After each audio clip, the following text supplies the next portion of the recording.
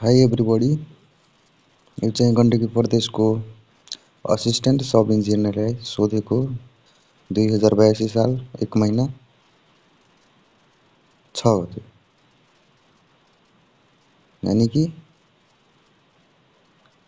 यही वर्षको रहेछ वैशाखमा भएको इक्जाम, जसमा चाहिँ क्वेसन रहेको छ तपाईँको describe about quality of stone. म यो खण्ड ए को एकैपटकमा देखाउने गरिहाल्छु। ल यहाँ हेर्नुहोस्, स्क्रिनसट गरेर राख्नु होला यदि पेपर छैन कोहीसँग भने। यहाँ बुझ्नुपर्ने धेरै कुराहरू छ। सब इन्जिनियर जस्तो यसमा सिलेबस हुँदैन र सिलेबस यदि तपाईसँग छैन भने यसको मैले चाहिँ सिलेबस पनि अपलोड गरिसकेको छु।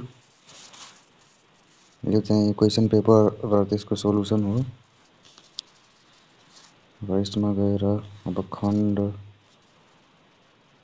बी मा चाहिँ यति क्वेसन रहेको छ र यसमा चाहिँ एउटा चाहिँ 14 नम्बरको क्वेसन हेर्नुभयो भने स्थानीय सरकार सञ्चालन ऐन 2074 बमोजिम भवनको स्वीकृति सम्बन्धी व्यवस्थाबारे व्याख्या गर्नुहोस्। 5 मार्क्समा यस्तो क्वेसन आउँछ।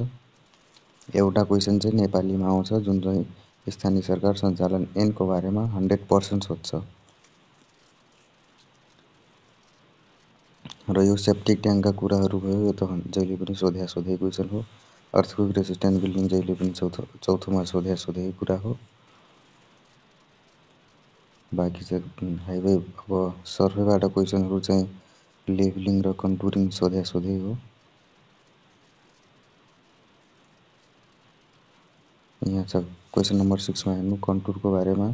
अनि तपाईँको यसमा मेटेरियलमा त अब भइ नै हाल्यो, एग्रिगेट, सिमेन्ट, पेन्ट, बिट्युमिनहरू। यति धेरै योभन्दा धेरै कुरै सोध्दैन। र यहाँ हेर्न सक्नुहुन्छ क्वेसन नम्बर 1 को answer describe about quality of stone of good stone भनेर छ। तपाईँहरू क्वालिटी अफ गुड स्टोनको यसरी म यसलाई सबै स्क्रोल गरिदिन्छु। यसको सोलुसनहरू भिडियोलाई स्टप गरी हेर्नु होला।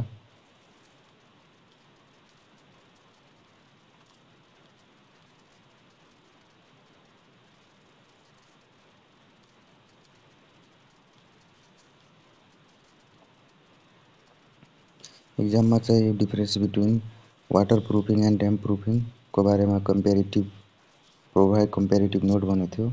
यसको बारेमा धेरैले चाहिँ आफ्नो तरिकाले भनिराख्नु भएको थियो। यो चाहिँ हरिमहातारा सरले पढाएको नोटबाट टिपेको कुरा हो।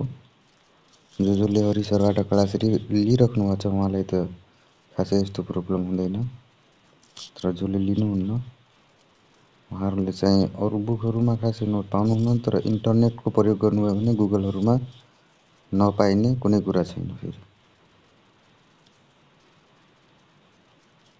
क्यारेक्टरिस्टिक्स अफ गुड पेन्ट भनेर 5 मार्क्समा सोधेको रहेछ।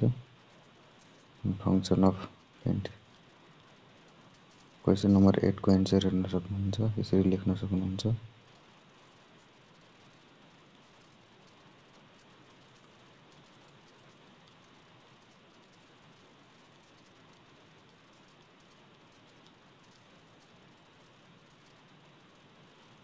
यो चाहिँ हाइवे एलाइनमेन्टको बारेमा रहेछ। Factor affecting highway alignment, obligatory पोइन्टहरू हुन्छ।